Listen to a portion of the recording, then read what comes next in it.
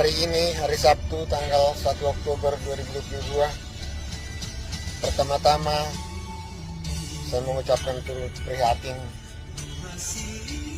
dengan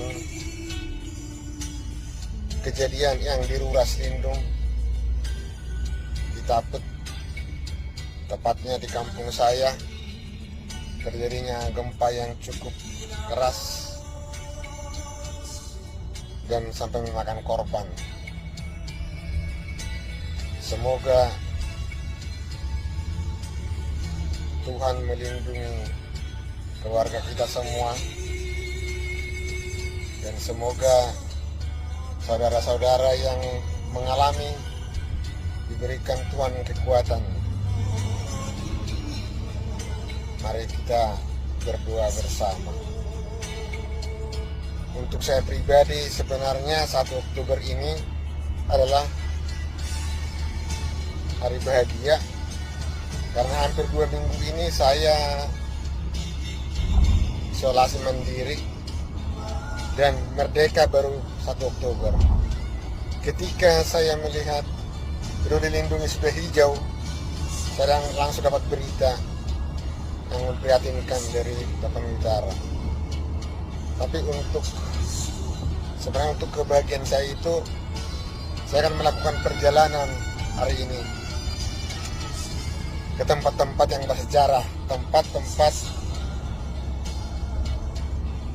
yang unik. Kira-kira kemanakah perjalanan saya hari ini?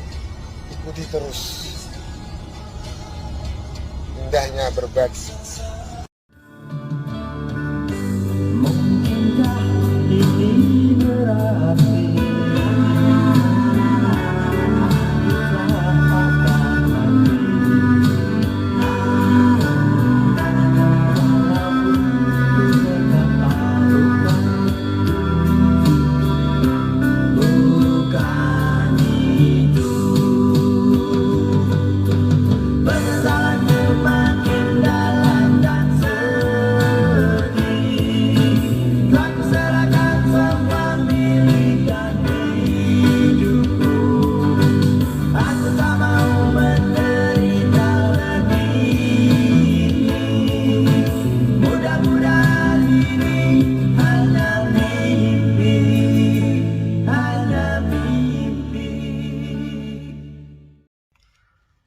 Selamat pagi dari Dubai. Tadi malam sampai di Dubai, waktu Dubai jam 11 malam. Waktu Indonesia sudah 2 pagi, selisih 3 jam. Jadi karena inilah perjalanan transit, Emirates memberikan fasilitas nginap di Hotel Meridian di lingkungan airport. Sampai jumpa nanti dengan berita-berita yang baru. Salam. Salam.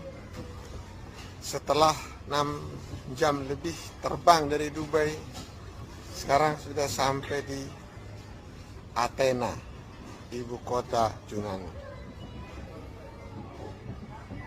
Saya mau menyampaikan 3 hal mengenai Athena ini. Mungkin kita sudah pernah atau sering mendengar yang namanya Hercules. Hercules itu manusia yang super kuat. Menurut mitologi Yunani, Hercules itu adalah anaknya Dewa Zeus. Sedangkan Dewa Zeus itu adalah penguasa Athena, Dewa Zeus. Di Yunani itu banyak dewa, tetapi rajanya dewa itu adalah Zeus.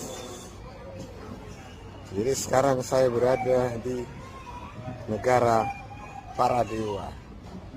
Itu yang pertama. Yang kedua, Yunani itu adalah asal muasalnya para filsuf. Dari ribuan tahun yang lalu lahir filsuf-filsuf di Yunani. Sampai sekarang, dari ribuan tahun lalu, bahwa ucapan-ucapan atau buku-bukunya filsuf Yunani dipelajari di seluruh dunia dari S1 sampai S3. Jadi Yunani adalah negara filsuf, negara filsafat. Yang ketiga, di dalam kitab suci agama Kristen, penulis kitab mulai dari Musa sampai Wahyu adalah orang Yahudi, kecuali satu orang, yaitu Lukas, yang menulis Injil Lukas dan kitab para rasul. Lukas itu adalah seorang dokter, lulusan fakultas kedokteran di Athena ini. Kenapa dia bisa jadi berkecimpung di dalam pengabaran Injil? Itu karena dia adalah muridnya Paulus. Muridnya Paulus. Kenapa jadi muridnya Paulus? Karena dekat-dekat dengan Paulus. Dia seorang dokter. Kenapa seorang dokter dekat dengan Paulus? Karena Paulus itu sakit-sakitan. Jadi sepanjang hidup sampai tuanya, bahwa Lukas itu mendampingi Paulus kemanapun, sehingga apapun yang ditulis oleh Paulus itu diketahui oleh Lukas. Itu 3 hal. Nanti kita akan lanjut. Salam.